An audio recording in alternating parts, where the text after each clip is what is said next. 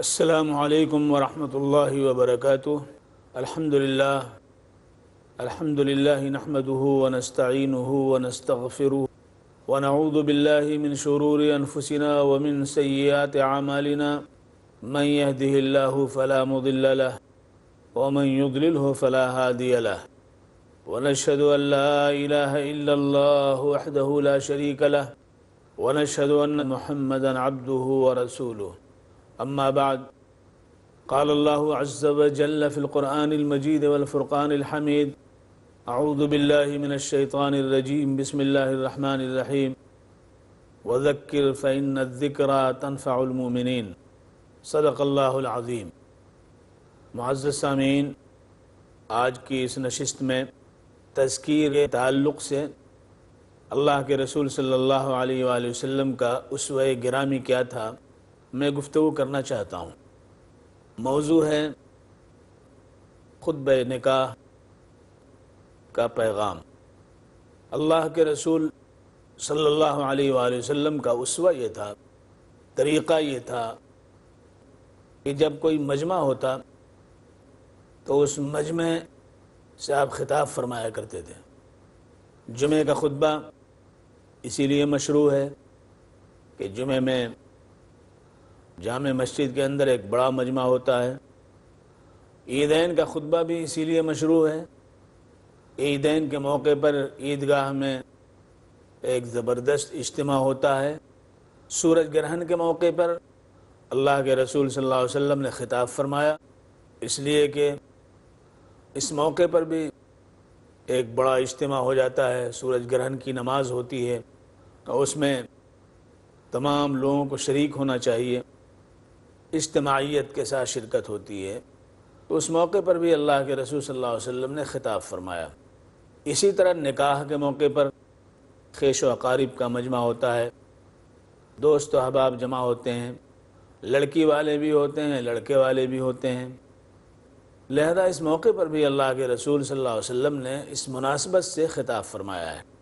اللہ رب العزت کا ارشاد ہے وَذَكِّرْ فَإِنَّ الذِّكْرَى تَنفَعُ الْمُؤْمِنِينَ، نصیحت کیجیے، نصیحت ایمان والوں کو نفع پہنچاتی ہے۔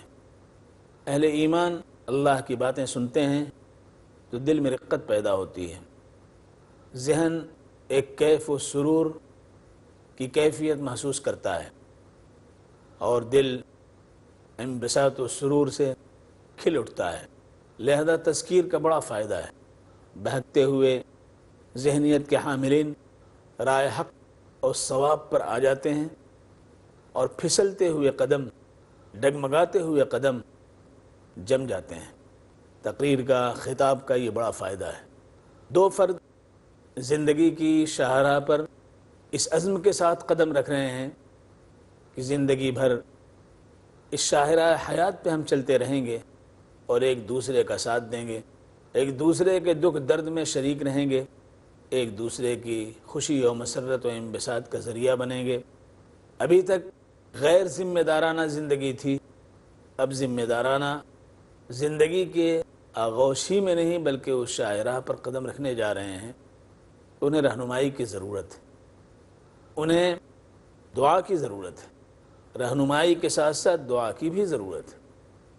ابھی تک وہ بچہ کسی گھر کا منا ہے، بابو ہے، ببوا ہے، لیکن اب وہ ایک ایسی زندگی کی طرف جا رہا ہے جہاں خود اس کے ذریعے بابو اور ببوا کے وجود ہوں گے۔ خود وہ ذمہ دار ہوگا جس طرح باپ اس کا ذمہ دار تھا، خود وہ سرپرست بنے گا جس طرح اس کے سرپرست اس کی سرپرستی کرتے رہے تھے۔ لہذا لازم ہے کہ ایسے وقت میں اس کی صحیح رہنمائی کی جائے تاکہ یہ رشتہ مضبوط ہو۔ رشتے کی بڑی اہمیت ہے، رشتہ خواہ دائمی ہو، رشتہ خواہ طویل الامد ہو، رشتہ خواہ وقتی عارضی چند سیکنڈوں کا ہو۔ اسلام رشتوں کی اہمیت کو اجاگر کرتا ہے اور رشتے کی اہمیت کو اجاگر کرتے ہوئے فرماتا ہے، اللہ کے رسول صلی اللہ علیہ وسلم کا ارشاد ہے کہ اللہ رب العزت نے جب رشتے کو پیدا کیا تو رشتے نے عرش الہی کے پائے کو پکڑ کر کے اللہ کے حضور میں یہ آواز لگائی یہ درخواست گزاری، اے اللہ، اے رب کریم، تو نے مجھے پیدا کیا ہے، میرا کام دو دلوں کو جوڑنا ہے، میرا کام ٹوٹے ہوئے بندھنوں کو باندھنا ہے، میرا کام دوری و مہجوری کو قرب و وصال کی کیف آگی مسرت خیز لمحوں میں تبدیل کرنا ہے۔ تو اے رب کریم، آج اس بات کا عہد ہو جائے، اس بات کا وعدہ آپ فرما لیں کہ جو مجھے جوڑے آپ اسے جوڑیں گے، اور جو مجھے توڑے آپ اسے توڑ دیں گے۔ اللہ رب العزت نے یہ وعدہ قبول فرمایا، لہذا اللہ کے رسول صلی اللہ علیہ وسلم نے فرمایا کہ من سرہ ان یبسط لہ فی رزقہ او ینسى لہ فی اثرہ فلیصل رحمہ، جس شخص کو یہ بات خوش کرے کہ اس کی روزی میں اضافہ ہو اور اس کی عمر دراز ہو تو اپنے رشتوں کو وہ بڑھائے، رشتوں کا لحاظ کرے، صلہ رحمی کرے۔ تو یہ خاص رشتے کا وقت ہے، نکاح رشتوں کی آماجگاہ ہے، نکاح رشتوں کی کومپل ہے، نکاح رشتوں کا سرچشمہ ہے، وہیں سے رشتے پیدا ہوتے ہیں۔ نکاح ہوتا ہے تو ایسی صورت میں خاندان خاندان سے جڑ جاتے ہیں اور رشتوں کی بھرمار ہو جاتی ہے، اور نکاح نہ ہو تو ایسی صورت میں اسے سفاہ کہتے ہیں۔ ایک مرد ایک عورت اپنی شہوانی ضرورت کے تحت اگر جمع ہو جائیں اور شہوت پوری کر لیں، اس طرح ایک میاں بیوی باہم جمع ہوں اور اپنی شہوت پوری کریں، وہ نکاح ہے، وہ رشتوں کے جلو میں یہ ضرورت پوری ہو رہی ہے، اور یہاں شہوت کے ذریعے اس کو جو ہے پورا کیا جا رہا ہے۔ دونوں میں فرق ہے۔ تو رشتے کی بڑی اہمیت، یہ نکاح اسی رشتے کو فروغ دینے کے لیے اللہ تبارک و تعالیٰ نے اس کا حکم دیا ہے۔ اللہ کے رسول صلی اللہ علیہ وسلم نے فرمایا میرا طریقہ ہے، میری سنت ہے، اور پھر فرمایا من رغب عن سنتی فلیس منی، جو میری سنت سے اعراض کرے وہ مجھ سے نہیں ہے، یعنی میرے طریقے پہ نہیں ہے۔ حضور صلی اللہ علیہ وسلم نے شادی بھی کی، نکاح بھی کیا، ولیمہ بھی کیا، وہ ذمہ داریاں بھی اٹھائیں۔ تو نکاح ذمہ داریوں کو قبول کرنے کا نام ہے، اور صفاح ذمہ داریوں سے فرار کا نام ہے۔ لہذا ایسے وقت میں ضرورت ہے تذکیر کی، تو اللہ کے رسول صلی اللہ علیہ وسلم نے قرآن پاک کی 6666 آیتوں میں سے 3 آیتوں کا انتخاب فرمایا ہے، اور اس کے پہلے آپ نے ایک خطبہ پڑھا ہے جس کو آپ نے حرفاً حرفاً سکھایا تھا، حضرت عبداللہ ابن مسعود رضی اللہ تعالیٰ عنہ۔ وہ خطبہ کیا ہے اور وہ آیتیں کون سی ہیں، اور اس موقع پر وہ آیتیں کیوں پڑھی جاتی ہیں اور پڑھی جاتی رہی ہیں اور پڑھی جاتی رہیں گی، ایک سوال ہے۔ کیا میسج ہے اس میں، کیا پیغام ہے اس میں؟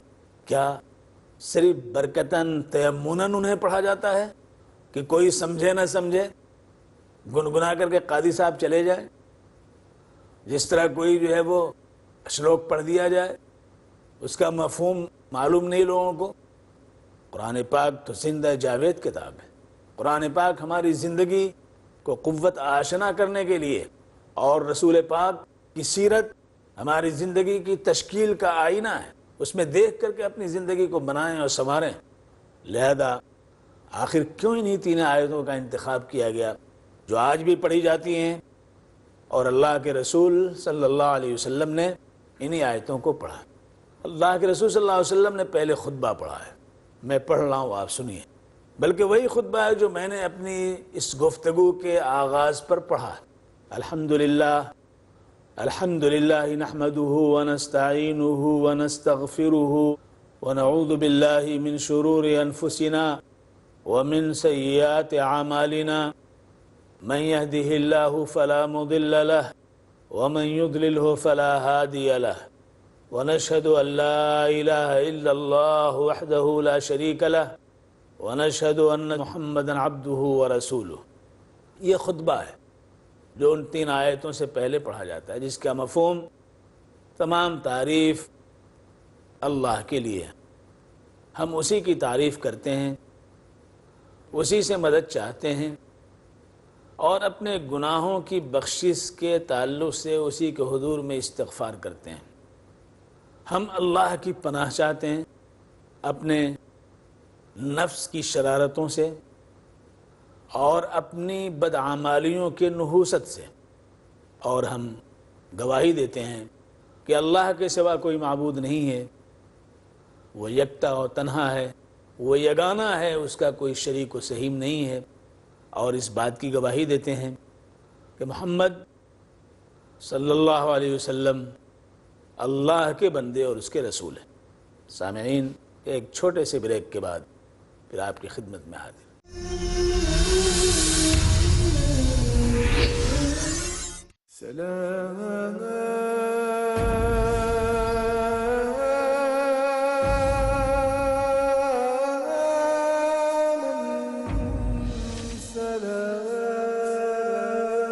قرآن وہ سنت کی روشنی میں،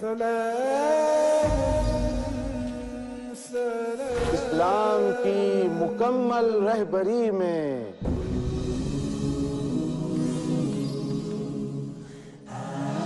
ہم ہوں گے کامیاب زندگی میں۔ جانیے وہ باتیں جن سے نکھرتے ہیں مومنین، ریاض الصالحین۔ جانیے وہ کارآمد کلمات جن پر عمل کرنے کی تلقین کر رہا ہے خود رب العالمین، ریاض الصالحین، ہر پیر رات 8:30 بجے اور دوبارہ دوپہر 1 بجے انڈیا میں پیس T V Urdu per.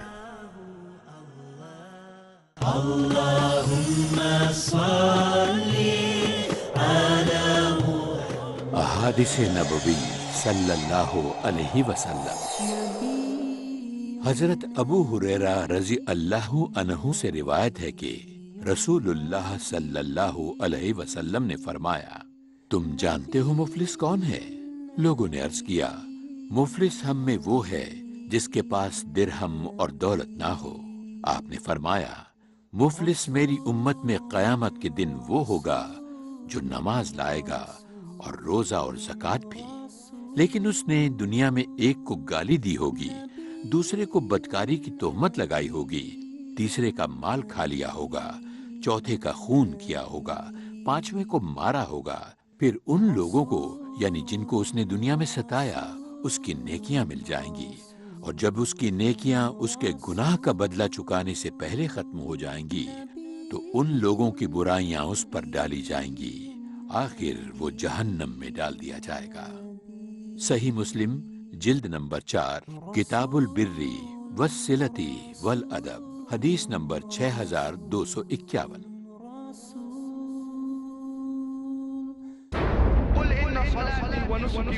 Say indeed, my prayer, my sacrifice, my life and my death are all for Allah, sustainer of the world. الداعی dynamic I challenge any human being to point out a single fundamental of Islam in youthful quest. Which is against humanity as a whole. Iconic, inspiring, encouraging. Don't judge Islam based on the following.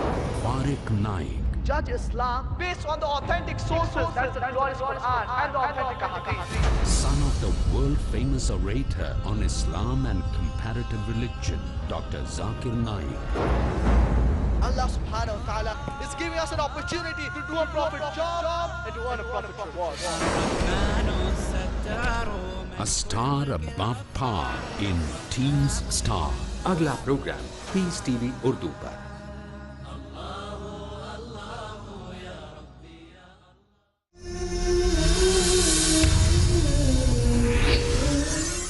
سامعین، ہم آپ سے گفتگو کر رہے تھے کہ آخر انہی 3 آیتوں کا انتخاب کیوں کیا گیا۔ اللہ کے رسول صلی اللہ علیہ وسلم نے پہلے خطبہ پڑھا ہے۔ وہ خطبہ کیا ہے میں پڑھ رہا ہوں، آپ سنیے، بلکہ وہی خطبہ ہے جو میں نے اپنی اس گفتگو کے آغاز پر پڑھا ہے۔ الحمدللہ نحمده ونستعینه ونستغفره ونعوذ باللہ من شرور انفسنا ومن سیئات اعمالنا من يهده الله فلا مضل له ومن يضلله فلا هادي له ونشهد أن لا إله إلا الله وحده لا شريك له ونشهد أن محمدا عبده ورسوله۔ یہ خطبہ ہے جو ان 3 آیتوں سے پہلے پڑھا جاتا ہے، جس کا مفہوم تمام تعریف اللہ کے لیے ہے۔ ہم اسی کی تعریف کرتے ہیں، اسی سے مدد چاہتے ہیں، اور اپنے گناہوں کی بخشش کے تعلق سے اسی کے حضور میں استغفار کرتے ہیں۔ ہم اللہ کی پناہ چاہتے ہیں اپنے نفس کی شرارتوں سے اور اپنی بدعمالیوں کے نحوست سے، اور ہم گواہی دیتے ہیں کہ اللہ کے سوا کوئی معبود نہیں ہے، وہ یکتا و تنہا ہے، وہ یگانہ ہے، اس کا کوئی شریک و سہیم نہیں ہے، اور اس بات کی گواہی دیتے ہیں کہ محمد صلی اللہ علیہ وسلم اللہ کے بندے اور اس کے رسول ہیں۔ یہ خطبہ ہے جس کا مفہوم یہ ہے۔ اس کے بعد 3 آیتیں پڑھی جاتی ہیں۔ پہلی آیت جو پڑھی جاتی ہے وہ سورہ نساء کی پہلی آیت، دوسری آیت سورہ آل عمران کی ہے، اور تیسری آیت جو پڑھی جاتی ہے وہ سورہ احزاب کی ہے۔ پہلی آیت جو پڑھی جاتی ہے سورہ نساء کی ہے، اعوذ باللہ من الشیطان الرجیم، بسم اللہ الرحمن الرحیم، یا ایہا الناس اتقوا ربکم الذی خلقکم من نفس واحدہ وخلق منها زوجها وبث منهما رجالا كثيرا ونساء واتقوا الله الذي تساءلون به والارحام ان اللہ كان علیکم رقیبا۔ یہ پہلی آیت جس میں اس بات کی طرف متوجہ کیا گیا ہے کہ اے لوگو، اپنے پروردگار کا لحاظ کرو، اس سے ڈرو جس نے تمہیں ایک جان سے پیدا کیا ہے۔ آج دولہا یہ نہ سمجھے کہ دلہن اس سے کمتر ہے، اور دلہن یہ نہ سمجھے کہ دولہا اس سے فائق ہے، بلکہ دولہا دلہن سب ایک جان سے اللہ نے پیدا کیا ہے، سب ایک کی اولاد ہے، لہذا کوئی برتر اور کوئی کمتر نہیں ہے۔ اور یہ رشتہ باہمی وحدت کو پیدا کرنے کے لیے، چھپی ہوئی صلاحیتوں کو اجاگر کرنے کے لیے، اور بنی نو کی نسل کے امتداد کے لیے، اور ایک انسانی ضرورت جو ایک مرد اور عورت کو ہے اس کی تکمیل کے لیے ہے۔ لہذا یہ پاکیزہ رشتہ ہے، اس پاکیزگی پر اس کو قائم رہنا چاہیے۔ تو یا ایھا الناس اتقوا ربکم الذی خلقکم من نفس واحدہ، تو ایک جان سے پیدا کیا اور اسی سے اس کا جوڑا بنایا، اسی ذات سے حضرت آدم سے حضرت حوا کو پیدا کیا، اور ان دونوں سے بہت سے مرد اور عورتوں کو دنیا میں پھیلا دیا۔ تو اللہ کا لحاظ کرو، اللہ نے یہ ساری دنیا میں جہاں جائیے، جس علاقے میں جائیے، انسانوں کی بستی نظر آتی ہے۔ کس نے پھیلایا، کس نے پہنچایا؟ جزیروں میں کس نے پہنچایا؟ اللہ نے پہنچایا۔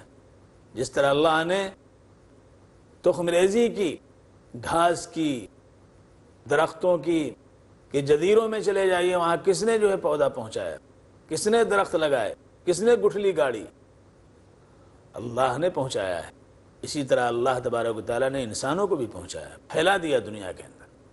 وَبَثَّ مِنْهُمَا رِجَالًا كَثِيرًا وَنِسَاءً وَاتَّقُوا اللَّهَ، اللہ کا لحاظ کرو، جس کے نام سے تم رشتہ طلب کرتے ہو، اور رشتوں کا بھی لحاظ کرو۔ یہ رشتہ آج ہو رہا ہے، اس کا لحاظ کرو۔ رشتے میں دونوں برابر ہیں، لہذا اس کا لحاظ ہو۔ وہ داسی نہیں ہے، بیوی داسی نہیں ہے، بیوی نوکرانی نہیں ہے، تمہاری زندگی کا ایک حصہ ہے، تمہاری ایمان کی تکمیل کا ذریعہ ہے۔ ایمان مکمل ہوتا ہے جب انسان شادی کرتا ہے، نگاہوں کی پاکیزگی اس سے حاصل ہوتی ہے، دلوں کو اطمینان و سرور اور تسکین اسی کے دم سے ہے، اور کائنات کی تصویر میں رنگ اور آہنگ کی بساط پر سب سے عمدہ رنگ و آہنگ اسی کی ذات سے وابستہ ہے۔ لہذا اس شعور کو انجیکٹ کیا گیا ہے کہ تم اس رشتے کا لحاظ کرو جس کو تم نے اللہ کے حوالے سے مانگا ہے۔ بے شک اللہ تمہارے اوپر نگہبان ہے، دیکھ رہا ہے۔ تو اللہ کا لحاظ، اللہ کی نگرانی یہی نہیں کہ ابھی، بلکہ اب زندگی کی شاہراہ پہ ذمہ دارانہ انداز میں جب تم آگے بڑھو گے تو ایک ایک قدم کا حساب اور ریکارڈ تیار کیا جائے گا۔ تم اس کو نظر میں رکھنا، کیمرہ کام کر رہا ہے، اور اللہ کا کیمرہ کبھی جو ہے وہ خراب نہیں ہوتا ہے۔ دوسری آیت جو پڑھی جاتی ہے اسی ایمان کی حفاظت اور اس ایمان پر قائم کرنے کی دعوت ہے، جس کے بارے میں فرمایا گیا کہ وَلَا تَمُوتُنَّ إِلَّا وَأَنْتُمْ مُسْلِمُونَ، کہ دیکھو موت آئے تو فرما بردار اللہ کے بن کر کے جانا۔ تیسری آیت جو پڑھی جاتی ہے وہ آیت تو ایسی ہے جس میں ہماری معاشی زندگی کی بھی ضمانت اللہ نے لی ہے، اسی شادی کی بنیاد پر۔ شادی کرو، نکاح کرو، تمہاری معاشی حالت اچھی ہو جائے گی، تمہاری تجارت اچھی ہو جائے گی، تم فقیر ہوگے غنی ہو جاؤ گے۔ وَأَنكِحُوا الْأَيَامَ مِنكُمْ وَالصَّالِحِينَ مِنْ عِبَادِكُمْ وَإِمَائِكُمْ إِنْ يَكُونُوا فُقَرَاءَ يُغْنِهِمُ اللَّهُ مِنْ فَضْلِهِ، بن بیاہے لڑکے، بن بیاہی لڑکیوں کا تم نکاح کرو، اگر وہ فقیر ہوں، اگر وہ قلاش ہوں، اگر وہ مفلس ہوں، ان کے پاس پیسے نہیں ہیں، تو اللہ اپنے فضل سے ان کو غنی کر دے گا۔ یہ اللہ کی طرف سے جہیز ہے نکاح کی شکل میں۔ غنی ہونا چاہتے ہو شادی کرو، نکاح کرو، بے شک اللہ وسعت والا ہے، تنگی کو دور کرنے پہ وہ قادر ہے، اور وہ جانتا ہے کس طرح سے دور ہوگی، وہ ترکیب بھی اللہ بتا دے گا، سکھا دے گا۔ تو تیسری آیت جو پڑھی جاتی ہے اس میں فرمایا گیا یا ایھا الذین آمنوا اتقوا اللہ وقولوا قولا سدیدا یصلح لکم اعمالکم ویغفر لکم ذنوبکم ومن یطع اللہ ورسولہ فقد فاز فوزا عظیما۔ یہ تیسری آیت۔ اے ایمان والو، اللہ کا لحاظ کرو اور سچی پکی بات کہو۔ اللہ کے لیے تم یہ رشتہ کر رہے ہو، نکاح کر رہے ہو، جہیز کے لیے نہیں، عمدہ گاڑیوں کی بنیاد پہ نہیں، عمدہ جو ہے وہ پیسے لاکھوں میں ملیں اس کی بنیاد پہ نہیں، بلکہ اللہ کا لحاظ کرتے ہوئے اللہ کو راضی کرنے کے لیے کرو۔ اپنی ذات کے تقدس کو، پاکی کو باقی رکھنے، اس کو سنوارنے کے لیے نکاح کرو۔ وقولوا قولا سدیدا، سچی پکی بات، یہ نہیں کہ آج کیا اور کل طلاق دے دیا۔ اللہ کو پسند نہیں ہے کہ رشتہ ہو اس کو توڑ دیا جائے، اللہ تبارک و تعالیٰ اس کو پسند نہیں فرماتا ہے۔ اگر تم اس پہ قائم رہو گے کہ اللہ کا لحاظ کرو گے اور اس رشتے کی افادیت کو، نافعیت کو، اس رشتے کی برکتوں اور سعادتوں سے واقف ہو کر کے اس کو نبھاؤ گے، تو اللہ تمہارے اعمال کو درست فرما دے گا، تمہاری تگ و دو کو قبول فرمائے گا۔ تم تاجر ہوگے تجارت میں، تم مزارع ہوگے کھیتی باڑی میں، تم کمپنی ساز ہوگے کمپنی کے کاموں میں، جو کام لگو اللہ تعالیٰ اس کو درست کر دے گا، اچھا بنا دے گا، تو ظاہر ہے کہ اقتصادی حالت اچھی ہو جائے گی۔ تو اس نکاح کے وقت جو قبیل تو کہہ رہے ہیں میں نے قبول کیا، یہ قبول کیا اگر صدق دل کے ساتھ، اخلاص کے ساتھ دولہا کہہ رہا ہے اور اس رشتے کو نبھانے کے جذبے کے ساتھ کہہ رہا ہے، تو اللہ تبارک و تعالیٰ کا یہ وعدہ ہے کہ اس کے عمل کو اللہ درست فرما دے۔ وہ جو کام کرے گا اللہ اس میں فائدے کی سبیلیں پیدا فرمائیں گے۔ یصلح لکم اعمالکم، اور ظاہر ہے کہ انسان یہی تو چاہتا ہے۔ لہذا یہ آیت، اس آیت کا حصہ یہ ہمیں اس طرف لے جاتا ہے کہ ہم کسی اور کے مال کی طرف نہ دیکھیں، بلکہ اللہ کے اس پیغام کی طرف دیکھیں جو پیغام اس خطبے کے اندر ہے۔ وَيَغْفِرْ لَكُمْ ذُنُوبَكُمْ، اور تم سے اگر اس میں کوئی کوتاہی ہو جائے، کوئی چوک ہو جائے، تو اللہ اس کو معاف فرما دے گا۔ وَيَغْفِرْ لَكُمْ ذُنُوبَكُمْ، تو دیکھیے دنیا بھی سنورنے کا اعلان ہے اس خطبے کے اندر، اور آخرت میں بھی بخشش کی بشارت و ضمانت ہے اس خطبے کے اندر۔ تو ایک دولہا، ایک لڑکا جب شادی کرتا ہے، ایک باپ جو اپنے بیٹے کی شادی کرتا ہے، تو دنیا بھی سنورتی ہے اور آخرت بھی بنتی ہے۔ لیکن آج صورتحال یہ ہے کہ خطبہ پڑھا جاتا ہے، نہ پڑھنے والا سمجھتا ہے، نہ بیٹھنے والے توجہ سے سنتے ہیں، بلکہ لاکھوں روپے صرف کیا جاتا ہے، ایک مائک نہیں لگایا جاتا کہ اس کی وجہ سے یہ مقدس کلمات آنے والے دعوت خوروں کے کانوں تک پہنچ سکے۔ یہ صورتحال ہمارے سماج کی ہے، یہ صورتحال ہمارے معاشرے کی ہے۔ لاکھوں روپیہ صرف کرتے ہیں لیکن ایک مائک نہیں لگاتے ہیں، لاکھوں روپیہ صرف کیا جاتا ہے لیکن قاضی ایسا نہیں بلایا جاتا جو آ کر کے ذرا سمجھائے، 5 منٹ آ کر کے بتائے کہ آج کیا ضرورت ہے، کیا پیغام ہے۔